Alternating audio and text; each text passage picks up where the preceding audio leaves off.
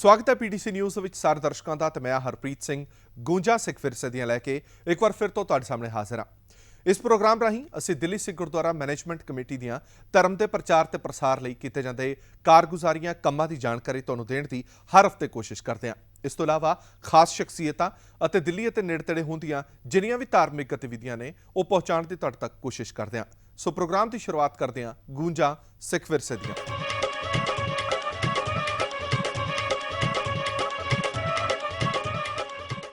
जुगो जुग अटल साहब श्री गुरु ग्रंथ साहब जी का पहला प्रकाश पुरब पूरी दुनिया दे बड़ी शरधा ते भावना नाल बीते दिन मनाया गया। इस दे नाल ही दिल्ली सिख गुरुद्वारा प्रबंधक कमेटी वालों भी दिल्ली के इतिहासिक गुरुद्वारा श्री मोतीबाग साहब विखे विशेष कीर्तन समागम और कवि दरबार का प्रबंध करवाया गया। शबद गुरु जी के प्रकाश पुरब मौके वड्डी गिणती विच संगतां गुरुद्वारा साहब दे विच नतमस्तक होईयां।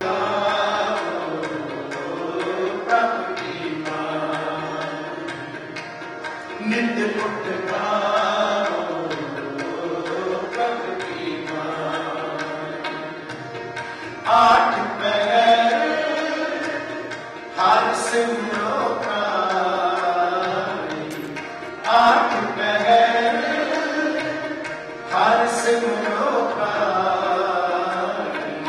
नित उठ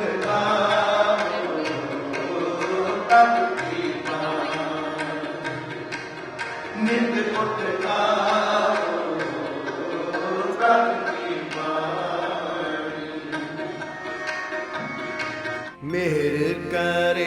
इस मौके कमेटी वालों विशेष कवि दरबार का भी प्रबंध किया गया, जिस विच कवियों ने धार्मिक कवितावां राहीं गुरु उस्ताद का गायन किया।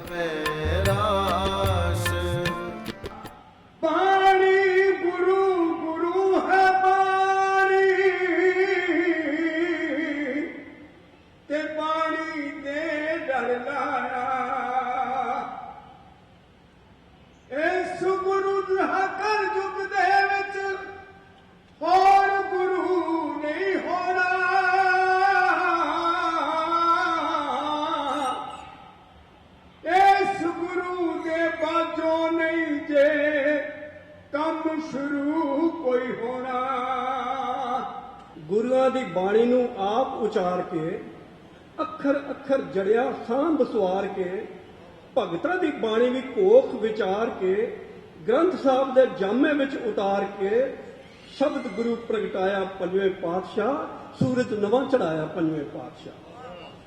गुरुआं दी बाणी नूं आप उचार के सतगुर खुद उचारण की उन्होंने भाई गुरदास जी लिखण वाले ने गुरुआं दी बाणी नूं आप उचार के अखर अखर जड़िया सांभ सवार के भगतां दी बाणी नी कोख विचार के ग्रंथ साहब दे जामे विच उतार के शब्द गुरु प्रगटाया पंजवें पातशाह सूरज नवां चढ़ाया पंजवें पातशाह। कमेटी प्रधान मनजीत सिंह जीके ने श्री गुरु ग्रंथ साहब जी की बाणी के सिद्धांतां का जिक्र करते हुए सांझीवालता, भरातरी भाव, ऊच नीच ਅਤੇ ਜਾਤ-ਪਾਤ ਦੇ ਵਿਤਕਰੇ ਤੋਂ ਗੁਰਮਤ ਦੀ ਰੋਸ਼ਨੀ ਵਿੱਚ ਸਮਾਜ ਨੂੰ ਸਿੱਧੇ ਰਸਤੇ ਲਿਆਉਣ ਦਾ ਚਾਨਣ ਮੁਨਾਰਾ ਦੱਸਿਆ। ਸਮਾਜਿਕ ਬੁਰਾਈਆਂ, ਵਿਧਵਾਵਾਂ ਦੇ ਪੁਨਰ ਵਿਆਹ ਦੇ ਪ੍ਰੋੜਤਾ ਸਣੇ ਕੰਨਿਆ ਭਰੂਣ ਹੱਤਿਆ ਬਾਰੇ ਬਾਣੀ ਵਿੱਚ ਦਿੱਤੇ ਗਏ ਫਰਮਾਨਾਂ ਨੂੰ ਅੱਜ ਦੇ ਯੁੱਗ ਵਿੱਚ ਵੀ ਜੀਕੇ ਨੇ ਪ੍ਰਾਸੰਗਿਕ ਹੋਣ ਦਾ ਦਾਅਵਾ ਕੀਤਾ। पहले प्रकाश पुरब की असी गुरु ग्रंथ साहब जी के लख लख बधाई देने संगतां नूं। मैं समझदा कि दुनिया दे विच एक ऐसा विलक्षण ग्रंथ है जिसनूं गुरु का दर्जा प्राप्त है। इन्हां दी संभाल दी मर्यादा है वो सारियां नूं रखनी पैंदी है। और सब तो वड्डी गल कि बराबरता का, इक्वैलिटी का, ऊच नीच खत्म करन दा, ह्यूमन राइट्स का, एनवायरनमेंट का, औरतों के खिलाफ हो रहे जुल्म, जिन्नियां भी कुरीतियां अज समाज च आईयां ने ये सारियां नूं खत्म करन दा सुनेहा दिंदा है।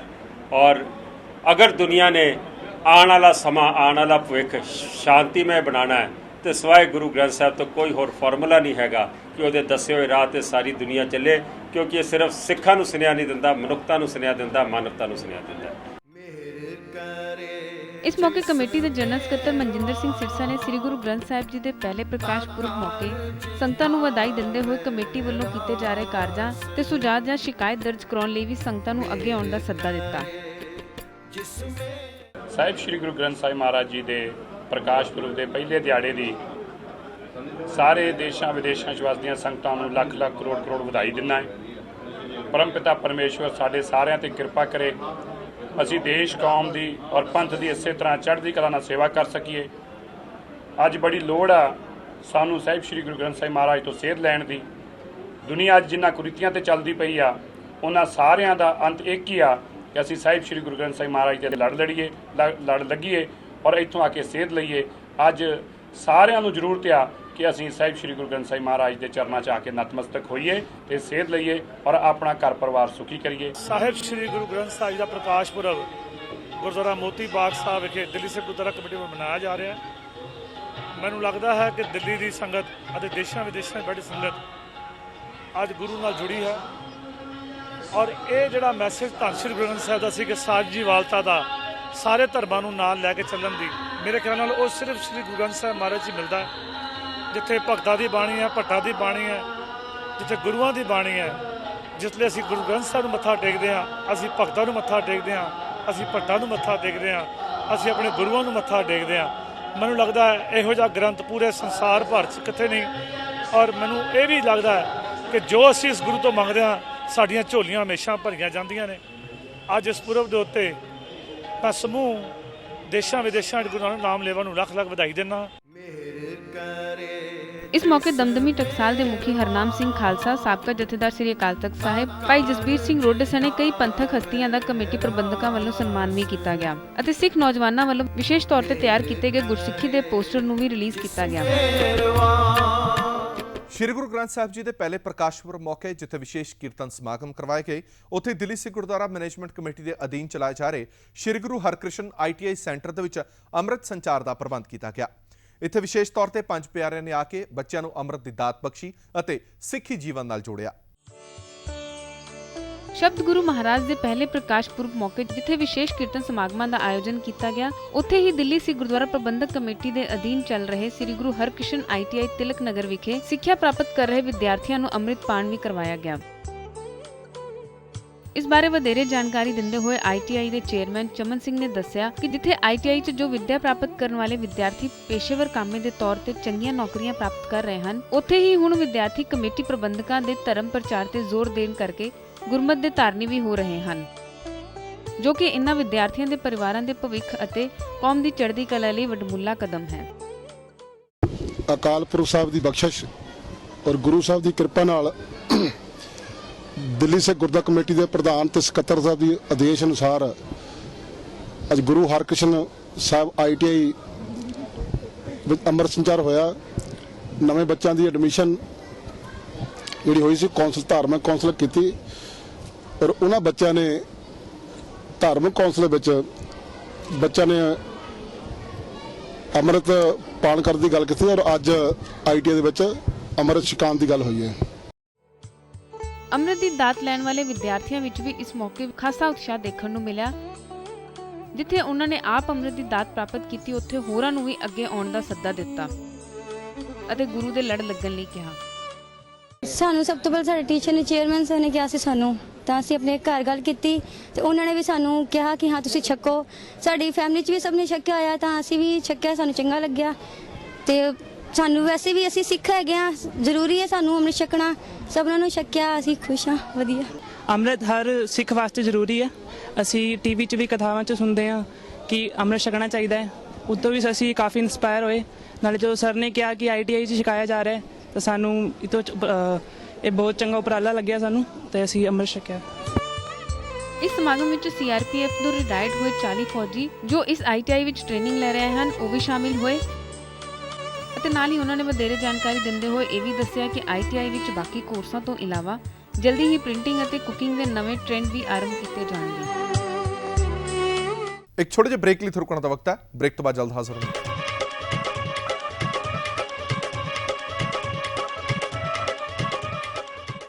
ਅਤੇ ਹੁਣ ਅਸੀਂ ਤੁਹਾਡੀ ਮੁਲਾਕਾਤ ਕਰਾਉਣ ਜਾ ਰਹੇ ਹਾਂ ਇੱਕ ਅਜਿਹੀ ਸ਼ਖਸੀਅਤ ਨਾਲ ਜਿਸ ਨਾਲ ਤੁਸੀਂ ਪਹਿਲਾਂ ਵੀ ਰੂਬਰੂ ਹੋ ਚੁੱਕੇ ਹੋ। ਜੀ ਅਸੀਂ ਗੱਲ ਕਰ ਰਹੇ ਹਾਂ ਸਰਦਾਰ ਹਰਬੰਸ ਸਿੰਘ ਚਾਵਲਾ ਹੋਰਾਂ ਦੀ, ਜੋ ਕਿ ਇੱਕ ਮਸ਼ਹੂਰ ਇਤਿਹਾਸਕਾਰ ਨੇ ਤੇ ਇੱਕ ਉੱਘੇ ਲੇਖਕ ਵੀ ਨੇ। HS ਚਾਵਲਾ ਨੇ ਇੱਕ ਅਜਿਹੀ ਕਿਤਾਬ ਤਿਆਰ ਕੀਤੀ ਹੈ ਜਿਸ ਦੇ ਵਿੱਚ ਸਿੱਖ ਬੀਬੀਆਂ ਦਾ ਸਿੱਖ ਇਤਿਹਾਸ ਦੇ ਵਿੱਚ ਕੀ ਰੋਲ ਰਿਹਾ ਉਹ ਦਿਖਾਇਆ ਗਿਆ। ਇਹ ਕਿਤਾਬ ਛਪਣ ਲਈ ਪੂਰੀ ਤਰ੍ਹਾਂ ਤਿਆਰ ਪਰ ਤਿਆਰ ਹੈ। HS ਚਾਵਲਾ ਹੋਰਾਂ ਦੀ ਜ਼ੁਬਾਨੀ ਸੁਣਦੇ ਹਾਂ ਕਿ ਇਸ ਕਿਤਾਬ ਦੇ ਵਿੱਚ ਕੀ ਕੁਝ ਖਾਸ ਰਹੇਗਾ ਔਰ ਖਾਸ ਗੱਲ ਸਿੱਖ ਬੀਬੀਆਂ ਦਾ ਸਿੱਖ ਇਤਿਹਾਸ ਦੇ ਵਿੱਚ ਕੀ ਦੇਣ ਰਹੀ ਹੈ।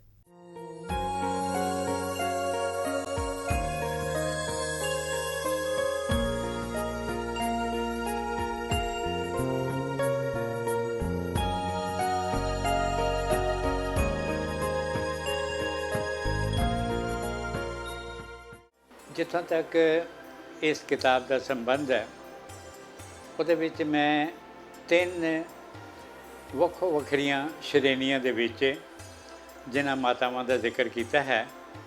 ਇੱਕ ਉਹਦੇ ਵਿੱਚ ਹਨ ਗੁਰੂ ਮਹਾਰਾਜ ਜਿਨ੍ਹਾਂ ਦੇ ਉਦਰ ਤੋਂ ਜਿਨ੍ਹਾਂ ਨੇ ਜਨਮ ਲਿਆ, ਪ੍ਰਕਾਸ਼ ਹੋਇਆ, ਉਹਨਾਂ ਮਾਤਾਵਾਂ ਦਾ ਜ਼ਿਕਰ ਹੈ। ਗੁਰੂ ਪਤਨੀਆਂ ਦਾ ਜ਼ਿਕਰ ਹੈ ਕਿ ਗੁਰੂ ਪਤਨੀ ਹੁੰਦੇ ਹੋਏ ਵੀ ਉਹਨਾਂ ਨੇ ਆਪਣੇ ਸਮੇਂ ਦੇ ਵਿੱਚ ਕਿਸ ਕਿਸਮ ਦਾ ਯੋਗਦਾਨ ਪਾਇਆ, ਅਤੇ ਗੁਰੂ ਪੁੱਤਰੀਆਂ ਜਿਹੜੀਆਂ ਗੁਰੂ ਘਰ ਦੇ ਵਿੱਚ ਪਲੀਆਂ, ਗੁਰੂ ਘਰ ਦੇ ਵਿੱਚ ਰਹਿੰਦਿਆਂ ਹੋਇਆਂ ਉਹਨਾਂ ਨੇ ਗੁਰਮਤਿ ਦੀ ਸਿੱਖਿਆ ਗ੍ਰਹਿਣ ਕੀਤੀ, ਉਹਨਾਂ ਨੇ ਆਪਣੇ ਜੀਵਨ ਨੂੰ ਕਿਵੇਂ ਢਾਲਿਆ। ਇਹ 3 ਵੱਖੋ ਵੱਖਰੀਆਂ ਸ਼੍ਰੇਣੀਆਂ ਦੇ ਵਿੱਚ ਇਹਨਾਂ ਮਾਤਾਵਾਂ ਦਾ ਜ਼ਿਕਰ ਕੀਤਾ ਹੈ, ਔਰ ਮੈਂ ਆਪਣੇ ਆਪ ਨੂੰ ਸੀਮਿਤ ਕੀਤਾ ਹੈ ਗੁਰੂ ਨਾਨਕ ਦੇਵ ਜੀ ਦੇ ਸਮੇਂ ਤੋਂ ਲੈ ਕੇ ਗੁਰੂ ਗੋਬਿੰਦ ਸਿੰਘ ਜੀ ਦੇ ਸਮੇਂ ਤੱਕ। ਗੁਰੂ ਨਾਨਕ ਦੇਵ ਜੀ ਦੇ ਸਮੇਂ ਮਾਤਾ ਤ੍ਰਿਪਤਾ ਜੀ ਦਾ ਜ਼ਿਕਰ, ਬੇਬੇ ਨਾਨਕੀ ਜੀ ਦਾ ਜ਼ਿਕਰ। ਗੁਰੂ ਅੰਗਦ ਦੇਵ ਜੀ ਦੇ ਸਮੇਂ ਮਾਤਾ ਖੀਵੀ ਜੀ, ਬੀਬੀ ਅਮਰੋ ਜੀ, ਇਹਨਾਂ ਦਾ ਜ਼ਿਕਰ। ਗੁਰੂ ਅਮਰਦਾਸ ਜੀ ਦੇ ਸਮੇਂ ਮਾਤਾ ਮਨਸਾ ਦੇਵੀ ਜੀ ਦਾ ਜ਼ਿਕਰ। ਗੁਰੂ ਰਾਮਦਾਸ, ਗੁਰੂ ਅਰਜਨ ਦੇਵ ਜੀ, ਇਹਨਾਂ ਦੇ ਸਮੇਂ ਬੀਬੀ ਭਾਨੀ ਜੀ ਦਾ ਜ਼ਿਕਰ। ਗੁਰੂ ਅਰਜਨ ਦੇਵ ਜੀ ਔਰ ਗੁਰੂ ਹਰਗੋਬਿੰਦ ਜੀ ਦੇ ਸਮੇਂ ਮਾਤਾ ਗੰਗਾ ਜੀ ਦਾ ਜ਼ਿਕਰ। ਫਿਰ ਇਸ ਦੇ ਨਾਲ ਹੀ ਅਸੀਂ ਗੁਰੂ ਹਰਗੋਬਿੰਦ ਜੀ ਦੇ ਸਮੇਂ ਮਾਤਾ ਨਾਨਕੀ ਜੀ ਜਿਨ੍ਹਾਂ ਦੇ ਉਦਰ ਤੋਂ ਗੁਰੂ ਤੇਗ ਬਹਾਦਰ ਮਹਾਰਾਜ ਜਿਨ੍ਹਾਂ ਨੇ ਪ੍ਰਕਾਸ਼ ਧਾਰਨ ਕੀਤਾ ਸੀ ਔਰ 9ਵੇਂ ਗੁਰੂ ਦੇ ਰੂਪ ਵਿੱਚ ਉਹ ਪ੍ਰਗਟ ਹੋਏ ਹਨ, ਉਹਨਾਂ ਦਾ ਜ਼ਿਕਰ ਕੀਤਾ ਹੈ। ਗੁਰੂ ਹਰਕ੍ਰਿਸ਼ਨ ਸਾਹਿਬ ਜੀ ਔਰ ਗੁਰੂ ਹਰਰਾਏ ਸਾਹਿਬ ਜੀ, ਇਹਨਾਂ ਦੇ ਸਮੇਂ ਮਾਤਾ ਸੁਲੱਖਣੀ ਜੀ ਜਿਨ੍ਹਾਂ ਨੂੰ ਬੀਬੀ ਕ੍ਰਿਸ਼ਨ ਕੌਰ ਜੀ ਦੇ ਨਾਮ ਨਾਲ ਵੀ ਜਾਣਿਆ ਜਾਂਦਾ ਹੈ, ਮਾਤਾ ਕ੍ਰਿਸ਼ਨ ਕੌਰ ਜੀ ਦੇ ਨਾਮ ਨਾਲ ਵੀ ਜਾਣਿਆ ਜਾਂਦਾ ਹੈ। ਔਰ ਜਦੋਂ ਅਸੀਂ ਫਿਰ ਅੱਗੇ ਆਉਂਦੇ ਹਾਂ ਗੁਰੂ ਤੇਗ ਬਹਾਦਰ ਔਰ ਗੁਰੂ ਗੋਬਿੰਦ ਸਿੰਘ ਜੀ ਮਹਾਰਾਜ ਦੇ ਸਮੇਂ, ਤਾਂ ਸਭ ਤੋਂ ਵੱਡੀ ਦੇਣ ਮਾਤਾ ਗੁਜਰੀ ਜੀ ਦੀ ਹੈ। ਤੁਸੀਂ ਹੈਰਾਨ ਹੋਵੋਗੇ ਕਿ ਮਾਤਾ ਗੁਜਰੀ ਜੀ ਦਾ ਸਾਰਾ ਜੀਵਨ ਇੱਕ ਤਰ੍ਹਾਂ ਨਾਲ ਤਪੱਸਿਆ ਔਰ ਕੁਰਬਾਨੀਆਂ ਨਾਲ ਭਰਿਆ ਪਿਆ ਹੈ। ਇਹਦੇ ਵਿੱਚ ਕੋਈ ਸ਼ੱਕ ਨਹੀਂ ਕਿ ਜਦੋਂ ਗੁਰੂ ਗੋਬਿੰਦ ਸਿੰਘ ਜੀ ਮਹਾਰਾਜ ਨੇ ਪ੍ਰਕਾਸ਼ ਧਾਰਨ ਕੀਤਾ, ਉਸ ਤੋਂ ਪਹਿਲਾਂ ਮਾਤਾ ਗੁਜਰੀ ਜੀ ਔਰ ਗੁਰੂ ਤੇਗ ਬਹਾਦਰ ਮਹਾਰਾਜ ਨੇ ਅਕਾਲ ਪੁਰਖ ਦੇ ਚਰਨਾਂ ਦੇ ਵਿੱਚ ਬੜੇ ਲੰਮੇ ਸਮੇਂ ਤੱਕ ਪ੍ਰਾਰਥਨਾ ਕੀਤੀ ਸੀ, ਜਿਹਦਾ ਜ਼ਿਕਰ ਗੁਰੂ ਗੋਬਿੰਦ ਸਿੰਘ ਜੀ ਮਹਾਰਾਜ ਨੇ ਬਚਿੱਤਰ ਨਾਟਕ ਵਿੱਚ ਵੀ ਕੀਤਾ ਹੈ ਕਿ ਬੜੀ ਭਾਰੀ ਤਪੱਸਿਆ ਤੋਂ ਬਾਅਦ ਜਦੋਂ ਇਹਨਾਂ ਦਾ ਪ੍ਰਕਾਸ਼ ਹੋਇਆ ਤਾਂ ਤੁਸੀਂ ਆਪ ਅੰਦਾਜ਼ਾ ਲਗਾ ਸਕਦੇ ਹੋ ਕਿ ਪਰਿਵਾਰ ਕਿਤਨਾ ਖੁਸ਼ ਹੋਵੇਗਾ।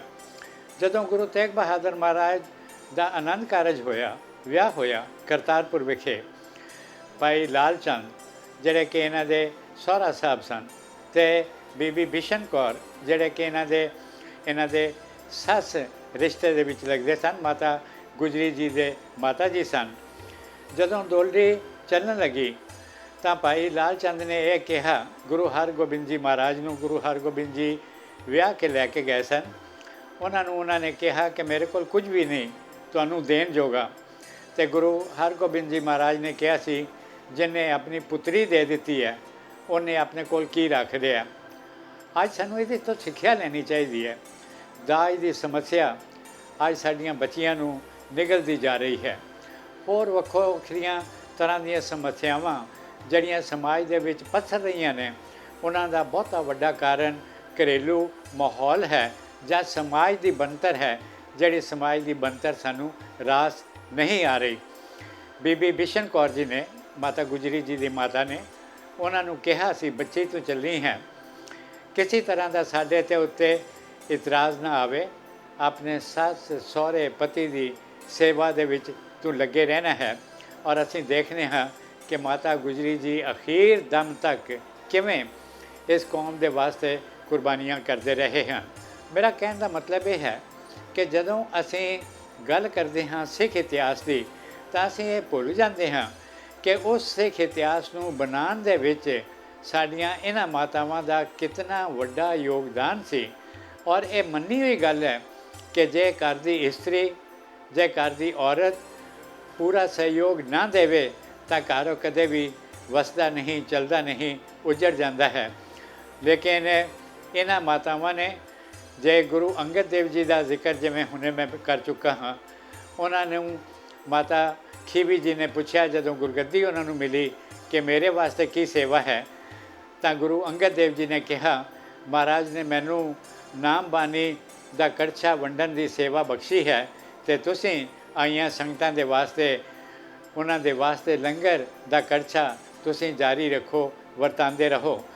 ਮਾਤਾ ਖੀਵੀ ਜੀ ਅਜਿਹੇ ਹਨ ਜਿਨ੍ਹਾਂ ਨੇ ਜਦੋਂ ਗੁਰੂ ਅੰਗਦ ਦੇਵ ਜੀ ਮਹਾਰਾਜ ਧਰਮ ਦੇ ਪ੍ਰਚਾਰ ਦੇ ਵਿੱਚ ਲੱਗੇ ਹੋਏ ਸਨ ਤਾਂ ਮਾਤਾ ਖੀਵੀ ਜੀ ਖਡੂਰ ਸਾਹਿਬ ਆਉਣ ਵਾਲੀਆਂ ਸੰਗਤਾਂ ਦੀ ਸੇਵਾ ਸੰਭਾਲ ਕਰਨੀ, ਉਹਨਾਂ ਦੇ ਲੰਗਰ ਦੇ ਵਾਸਤੇ, ਉਹਨਾਂ ਦੀ ਰਿਹਾਇਸ਼ ਦੇ ਵਾਸਤੇ ਜੋ ਵੀ ਪ੍ਰਬੰਧ ਲੋੜੀਂਦੇ ਸਨ ਉਹ ਮਾਤਾ ਖੀਵੀ ਜੀ ਕਰਦੇ ਰਹੇ ਹਨ। ਔਰ ਮਾਤਾ ਖੀਵੀ ਜੀ ਸਿੱਖ ਸਮਾਜ ਦੀ ਪਹਿਲੀ ਮਹਾਨ ਬੀਬੀ ਹੈ ਜਿਸ ਨੇ ਅੱਜ ਦੀ ਸਿੱਖ ਨਾਰੀ ਨੂੰ ਪਰਦੇ ਦੀ ਰਸਮ ਚੋਂ ਬਾਹਰ ਕੱਢਿਆ ਹੈ। ਪਰਦੇ ਦੀ ਰਸਮ ਪੁਰਾਣੀਆਂ ਸਦੀਆਂ ਤੋਂ ਹਿੰਦੁਸਤਾਨ 'ਚ ਤੁਰੀ ਆਉਂਦੀ ਸੀ ਔਰ ਪਰਦੇ ਦੀ ਰਸਮ ਕਰਕੇ ਹੀ ਔਰਤ ਨੂੰ ਘਰ ਦੀ ਚਾਰਦੀਵਾਰੀ ਚੋਂ ਬਾਹਰ ਨਿਕਲਣ ਦੀ ਇਜਾਜ਼ਤ ਨਹੀਂ ਸੀ ਦਿੱਤੀ ਜਾਂਦੀ। ਪਰ ਮਾਤਾ ਖੀਵੀ ਜੀ ਪਹਿਲੀ ਮਹਾਨ ਇਸਤਰੀ ਹੈ ਜਿਹਨੇ ਸਮਾਜ ਦੀ ਇਹਨਾਂ ਵਲਗਣਾ ਤੋਂ ਬਾਹਰ ਨਿਕਲ ਕੇ, ਇਸ ਚਾਰਦੀਵਾਰੀ ਚੋਂ ਬਾਹਰ ਨਿਕਲ ਕੇ ਸੰਗਤਾਂ ਦੇ ਵਿੱਚ ਆ ਕੇ ਖੁੱਲ੍ਹੇ ਮੁੱਖ ਲੰਗਰ ਵੀ ਵਰਤਾਉਂਦੇ ਰਹੇ, ਉਹਨਾਂ ਦੀ ਸੇਵਾ ਵੀ ਕਰਦੇ ਰਹੇ ਤੇ ਅੱਜ ਦੀ ਨਾਰੀ ਨੂੰ ਪਰਦੇ ਦੀ ਰਸਮ ਤੋਂ ਮੁਕਤ ਕਰਨ ਵਾਲੇ ਇਹ ਮਾਤਾ ਖੀਵੀ ਜੀ ਹਨ। ਮੈਂ ਫਿਰ ਉਹੀ ਗੱਲ ਦੁਹਰਾਉਣੀ ਚਾਹੁੰਦਾ ਹਾਂ ਕਿ ਸਾਨੂੰ ਇਹਨਾਂ ਮਾਤਾਵਾਂ ਦੀ ਯਾਦ ਦੇ ਵਿੱਚ ਦਿਨ ਵੀ ਮਨਾਉਣੇ ਚਾਹੀਦੇ ਨੇ ਔਰ ਸਾਨੂੰ ਇਹ ਵੀ ਦੇਖਣਾ ਚਾਹੀਦਾ ਹੈ ਕਿ ਜੋ ਕੁਝ ਇਹਨਾਂ ਨੇ ਆਪਣੇ ਸਮੇਂ ਦੇ ਵਿੱਚ ਸਿੱਖ ਇਤਿਹਾਸ ਨੂੰ ਦਿੱਤਾ ਹੈ ਉਹ ਅੱਜ ਦੀ ਸਾਡੀ ਨਾਰੀ ਨੂੰ ਕਿਵੇਂ ਪ੍ਰਭਾਵਿਤ ਕਰ ਸਕਦਾ ਹੈ ਔਰ ਕਿਵੇਂ ਅੱਜ ਦਾ ਜਿਹੜਾ ਸਮਾਜ ਹੈ ਉਹ ਬਿਹਤਰ ਸਮਾਜ ਸਿਰਜਿਆ ਜਾ ਸਕਦਾ ਹੈ। ਜਿੱਥੋਂ ਤੱਕ ਇਹਨਾਂ ਲੇਖਾਂ ਦਾ ਸੰਬੰਧ ਹੈ ਕਿ ਜਿਹੜੇ ਮੈਂ ਇਸ ਦੇ ਵਿੱਚ ਲੇਖ ਦਰਜ ਕੀਤੇ ਨੇ ਉਹ 18 ਲੇਖ ਨੇ ਜਿਹੜੇ ਕਿ ਮੈਂ ਹੁਣੇ ਤੁਹਾਨੂੰ ਦੱਸਿਆ ਕਿ ਗੁਰੂ ਮਾਤਾਵਾਂ, ਗੁਰੂ ਪਤਨੀਆਂ ਔਰ ਗੁਰੂ ਪੁੱਤਰੀਆਂ ਦੇ ਨਾਲ ਸੰਬੰਧਿਤ ਨੇ। ਇਹ ਸਾਰਾ ਕੰਮ ਕਰਦਿਆਂ ਮੈਨੂੰ 2 ਸਾਲ ਤੋਂ ਵੱਧ ਦਾ ਸਮਾਂ ਲੱਗਾ ਹੈ। ਇਹੋ ਜਿਹੀ ਚੀਜ਼ ਨੂੰ ਛਾਪ ਕੇ ਸੰਗਤਾਂ ਤੱਕ ਪਹੁੰਚਾਉਣ ਦਾ ਯਤਨ ਕਰਨ ਕਿ ਸਾਡੀਆਂ ਸਿੱਖ ਨਾਰੀਆਂ ਨੇ ਵੀ, ਸਿੱਖ ਬੀਬੀਆਂ ਨੇ ਵੀ ਇਤਿਹਾਸ ਦੀ ਸਿਰਜਣਾ ਦੇ ਵਿੱਚ ਕਿਤਨਾ ਵੱਡਾ ਯੋਗਦਾਨ ਪਾਇਆ।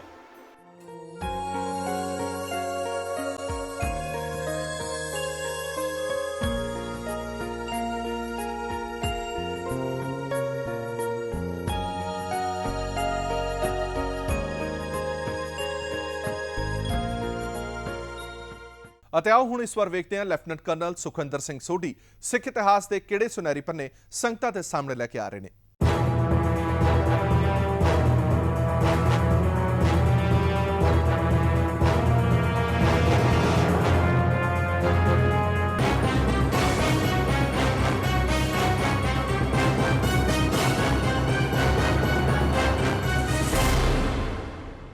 ਸੁਨਹਿਰੀ ਸਿੱਖ ਇਤਿਹਾਸ ਦੇ ਸਰੋਤਿਆਂ ਨੂੰ ਮੇਰੇ ਵੱਲੋਂ ਵਾਹਿਗੁਰੂ ਜੀ ਕਾ ਖਾਲਸਾ, ਵਾਹਿਗੁਰੂ ਜੀ ਕੀ ਫਤਿਹ। ਕਿਸੇ ਵੀ ਧਰਮ ਦੀ ਵੱਖਰੀ ਹੋਂਦ ਵਾਸਤੇ 5 ਗੁਣਾਂ ਦਾ ਹੋਣਾ ਲਾਜ਼ਮੀ ਹਨ। ਉਹ ਗੁਣ ਹਨ ਉਸ ਧਰਮ ਦੇ ਪੈਗੰਬਰ, ਉਸ ਧਰਮ ਦੀ ਲਿਪੀ, ਉਸ ਧਰਮ ਦਾ ਸੱਭਿਆਚਾਰ, ਉਸ ਧਰਮ ਦਾ ਗ੍ਰੰਥ ਤੇ ਉਸ ਧਰਮ ਦਾ ਸਰੂਪ। ਸਿੱਖ ਧਰਮ ਦੇ 10 ਪੈਗੰਬਰ ਹੋਏ ਜਿਨ੍ਹਾਂ ਦੇ ਬਾਨੀ ਗੁਰੂ ਨਾਨਕ ਪਾਤਸ਼ਾਹ ਸਨ। ਗੁਰਮੁਖੀ ਸਿੱਖ ਧਰਮ ਦੀ ਵੱਖਰੀ ਲਿਪੀ ਤੇ ਸਿੱਖ ਧਰਮ ਦਾ ਵੱਖਰਾ ਸੱਭਿਆਚਾਰ, ਚੜ੍ਹਦੀ ਕਲਾ ਨਾਲ ਜੀਣਾ, ਕਿਰਤ ਕਰਨਾ, ਸਰਬਤ ਦਾ ਭਲਾ ਪਰ ਮੰਗਣਾ। ਤੇ ਫਿਰ ਗੁਰੂ ਅਰਜਨ ਸਾਹਿਬ ਜੀ ਨੇ ਗੁਰੂ ਗ੍ਰੰਥ ਸਾਹਿਬ ਦੀ ਵੀ ਸਥਾਪਨਾ ਕੀਤੀ ਤੇ ਬਾਅਦ ਚੋਂ 10ਵੇਂ ਪਾਤਸ਼ਾਹ ਨੇ 5 ਕਕਾਰੀ ਮਨੁੱਖ ਬਣਾ ਕੇ ਇਹ ਖਾਲਸਾ ਰੂਪ ਦੇ ਕੇ ਇੱਕ ਵੱਖਰਾ ਸਰੂਪ ਦਿੱਤਾ। ਧਰਮ ਗ੍ਰੰਥ ਤੋਂ ਬਿਨਾਂ ਧਰਮ ਦੀ ਹੋਂਦ ਹੋਣਾ ਸੰਭਵ ਨਹੀਂ ਹੈ। ਜੇ ਧਰਮ ਗ੍ਰੰਥ ਨਹੀਂ ਤਾਂ ਧਰਮ ਦੇ ਹਨੇਰੇ ਵਿੱਚ ਉਹਨਾਂ ਦੇ ਸ਼ਰਧਾਲੂ ਕਿਤੇ ਗੁੰਮ ਹੋ ਜਾਂਦੇ ਹਨ। ਇਉਂ ਕਹਿ ਲਓ ਕਿ ਕਿਸੇ ਵੀ ਧਰਮ ਦਾ ਗ੍ਰੰਥ ਉਸ ਧਰਮ ਦੀ ਜਿੰਦ ਜਾਨ ਹੁੰਦਾ ਹੈ। ਸ੍ਰੀ ਗੁਰੂ ਗ੍ਰੰਥ ਸਾਹਿਬ ਜੀ ਦੀ ਵਿਲੱਖਣਤਾ ਦੇ 2 ਮੁੱਖ ਕਾਰਨ ਹਨ। ਪਹਿਲਾ ਕਾਰਨ ਧਰਮਾਂ ਦੇ ਇਤਿਹਾਸ ਦੇ ਵਿੱਚ ਸ੍ਰੀ ਗੁਰੂ ਗ੍ਰੰਥ ਸਾਹਿਬ ਜੀ ਹੀ ਐਸੇ ਧਰਮ ਗ੍ਰੰਥ ਹਨ ਜਿਨ੍ਹਾਂ ਨੂੰ ਗੁਰੂ ਰੂਪ ਦਾ ਦਰਜਾ ਦਿੱਤਾ ਗਿਆ ਹੈ। ਦੂਸਰਾ, ਧਰਮਾਂ ਦੇ ਇਤਿਹਾਸ ਵਿੱਚ ਸ੍ਰੀ ਗੁਰੂ ਗ੍ਰੰਥ ਸਾਹਿਬ ਜੀ ਐਸਾ ਗ੍ਰੰਥ ਹਨ ਜਿਹਨੂੰ ਧਰਮ ਦੇ ਪੈਗੰਬਰਾਂ ਨੇ ਖੁਦ ਲਿਖਿਆ ਤੇ ਇਹ ਕਿੰਤੂ ਪ੍ਰੰਤੂਆਂ ਤੋਂ ਰਹਿਤ ਹੈ। ਗੁਰੂ ਗ੍ਰੰਥ ਸਾਹਿਬ ਜੀ ਦੀ ਸਥਾਪਨਾ ਦਾ ਕਾਰਜ 5ਵੇਂ ਪਾਤਸ਼ਾਹ ਸ੍ਰੀ ਗੁਰੂ ਅਰਜਨ ਸਾਹਿਬ ਜੀ ਨੇ ਪੂਰਾ ਕੀਤਾ ਤੇ ਇਸ ਨੂੰ ਲਿਖਣ ਦਾ ਮਾਣ ਭਾਈ ਗੁਰਦਾਸ ਜੀ ਨੂੰ ਪ੍ਰਾਪਤ ਹੋਇਆ। ਹਰਿਮੰਦਰ ਸਾਹਿਬ ਵਿੱਚ ਪਹਿਲਾ ਪ੍ਰਕਾਸ਼ ਕੀਤਾ ਗਿਆ ਤੇ ਬਾਬਾ ਬੁੱਢਾ ਜੀ ਨੂੰ ਪਹਿਲਾ ਗ੍ਰੰਥੀ ਥਾਪਿਆ ਗਿਆ। 1708 ਵਿੱਚ 10ਵੇਂ ਪਾਤਸ਼ਾਹ ਸ੍ਰੀ ਗੁਰੂ ਗੋਬਿੰਦ ਸਿੰਘ ਸਾਹਿਬ ਜੀ ਨੇ ਇਹਨਾਂ ਨੂੰ ਗੁਰੂ ਦਾ ਦਰਜਾ ਦਿੱਤਾ। ਸ੍ਰੀ ਗੁਰੂ ਗ੍ਰੰਥ ਸਾਹਿਬ ਦੇ ਵਿੱਚ 6 ਗੁਰੂਆਂ ਦੀ, 15 ਭਗਤਾਂ ਦੀ, 11 ਭੱਟਾਂ ਦੀ ਤੇ 4 ਗੁਰਸਿੱਖਾਂ ਦੀ ਬਾਣੀ ਦਰਜ ਹੈ। 6 ਗੁਰੂ ਸਾਹਿਬਾਨ ਗੁਰੂ ਨਾਨਕ ਦੇਵ ਜੀ, ਗੁਰੂ ਅੰਗਦ ਦੇਵ ਜੀ, ਗੁਰੂ ਸ਼੍ਰੀ ਅਮਰਦਾਸ ਜੀ, ਗੁਰੂ ਸ਼੍ਰੀ ਰਾਮਦਾਸ ਜੀ, ਗੁਰੂ ਅਰਜਨ ਦੇਵ ਜੀ, ਗੁਰੂ ਤੇਗ ਬਹਾਦਰ ਸਾਹਿਬ ਜੀ। 15 ਭਗਤ ਕਬੀਰ ਜੀ ਜੋ ਬਨਾਰਸ ਦੇ ਰਹਿਣ ਵਾਲੇ ਸਨ ਤੇ ਜੁਲਾਹਾ ਪਰਿਵਾਰ ਚੋਂ ਸਨ। ਭਗਤ ਰਵਿਦਾਸ ਜੀ ਜੋ ਬਨਾਰਸ ਦੇ ਰਹਿਣ ਵਾਲੇ, ਭਗਤ ਨਾਮਦੇਵ ਜੀ ਜੋ ਮਹਾਰਾਸ਼ਟਰ ਦੇ ਸਨ, ਭਗਤ ਜੈਦੇਵ ਜੀ ਜੋ ਬੰਗਾਲ ਤੋਂ ਸਨ ਤੇ ਬ੍ਰਾਹਮਣ ਜਾਤ ਦੇ ਸਨ, ਭਗਤ ਰਾਮਾਨੰਦ ਜੀ ਜੋ ਪ੍ਰਯਾਗ ਉੱਤਰ ਪ੍ਰਦੇਸ਼ ਦੇ ਸਨ ਤੇ ਬ੍ਰਾਹਮਣ ਪਰਿਵਾਰ ਚੋਂ ਸਨ, ਭਗਤ ਬੈਣੀ ਜੀ ਜੋ ਮੱਧਿਆ ਪ੍ਰਦੇਸ਼ ਦੇ ਬ੍ਰਾਹਮਣ ਸਨ, ਭਗਤ ਤਰਲੋਚਨ ਜੀ ਜੋ ਸ਼ੋਲਾਪੁਰ ਮਹਾਰਾਸ਼ਟਰ ਦੇ ਸਨ, ਭਗਤ ਧੰਨਾ ਜੀ ਜੋ ਰਾਜਸਥਾਨ ਦੇ ਜਾਟ ਪਰਿਵਾਰ ਚੋਂ ਸਨ, ਭਗਤ ਸੈਣ ਜੀ ਜੋ ਨਾਈ ਪਰਿਵਾਰ ਮੱਧ ਪ੍ਰਦੇਸ਼ ਤੋਂ ਸਨ, ਭਗਤ ਪੀਪਾ ਜੀ ਜੋ ਰਾਜਸਥਾਨ ਰਾਜਪੂਤ ਪਰਿਵਾਰ ਤੋਂ ਸਨ, ਭਗਤ ਪੀਖਣ ਜੀ ਜੋ ਲਖਨਊ ਤੋਂ ਇਸਲਾਮ ਪਰਿਵਾਰ ਤੋਂ ਤਾਲੁਕ ਰੱਖਦੇ ਸਨ, ਭਗਤ ਸਾਧਨਾ ਜੀ ਜੋ ਇਸਲਾਮ ਪਰਿਵਾਰ ਤੋਂ ਸਨ, ਭਗਤ ਪਰਮਾਨੰਦ ਜੀ ਮਹਾਰਾਸ਼ਟਰ ਦੇ ਰਹਿਣ ਵਾਲੇ ਬ੍ਰਾਹਮਣ ਸਨ, ਭਗਤ ਸੂਰਦਾਸ ਜੀ ਜੋ ਕਾਸ਼ੀ ਦੇ ਬ੍ਰਾਹਮਣ ਸਨ ਤੇ ਸ਼ੇਖ ਫਰੀਦ ਜੀ ਜੋ ਮੁਲਤਾਨ ਤੋਂ ਇਸਲਾਮ ਪਰਿਵਾਰ ਦੇ ਨਾਲ ਸੰਬੰਧਿਤ ਸਨ। ਸ੍ਰੀ ਗੁਰੂ ਗ੍ਰੰਥ ਸਾਹਿਬ ਦੇ ਵਿੱਚ ਤਾਂ ਗੁਣਾਂ ਦਾ ਖਜ਼ਾਨਾ ਹੈ, ਪਰ 2 ਮੁੱਖ ਗੁਣ ਇਹ ਹਨ ਕਿ ਮਨ ਨੂੰ ਇਕਾਗਰ ਕਿਵੇਂ ਕਰਨਾ ਹੈ ਤੇ ਹਉਮੈ ਨੂੰ ਕਿਵੇਂ ਖਤਮ ਕਰਨਾ ਹੈ। ਇਹ ਸੰਦੇਸ਼ ਖਾਲੀ ਸਿੱਖਾਂ ਵਾਸਤੇ ਨਹੀਂ ਹੈ, ਇਹ ਸੰਦੇਸ਼ ਪੂਰੀ ਮਾਨਵਤਾ ਵਾਸਤੇ ਹੈ। ਪਰ ਉਸ ਮਾਨਵਤਾ ਤੱਕ ਪਹੁੰਚਾਉਣ ਲਈ ਹਰ ਸਿੱਖ ਦਾ ਫਰਜ਼ ਹੈ ਕਿ ਉਹ ਗੁਰੂ ਗ੍ਰੰਥ ਸਾਹਿਬ ਦੇ ਸਿਧਾਂਤਾਂ ਤੇ ਅਮਲ ਕਰੇ ਤੇ ਗੁਰੂ ਗ੍ਰੰਥ ਸਾਹਿਬ ਦਾ ਪ੍ਰਚਾਰ ਪੂਰੀ ਮਨੁੱਖਤਾ ਦੇ ਵਿੱਚ ਕਰੇ। ਫੇਰ ਮਿਲਾਂਗਾ ਅਗਲੀ ਵਾਰੀ ਨਵੇਂ ਇਤਿਹਾਸ ਦੇ ਪੰਨਿਆਂ ਨਾਲ। ਤਦ ਤੱਕ ਇਜਾਜ਼ਤ ਦਿਓ। ਵਾਹਿਗੁਰੂ ਜੀ ਕਾ ਖਾਲਸਾ, ਵਾਹਿਗੁਰੂ ਜੀ ਕੀ ਫਤਿਹ।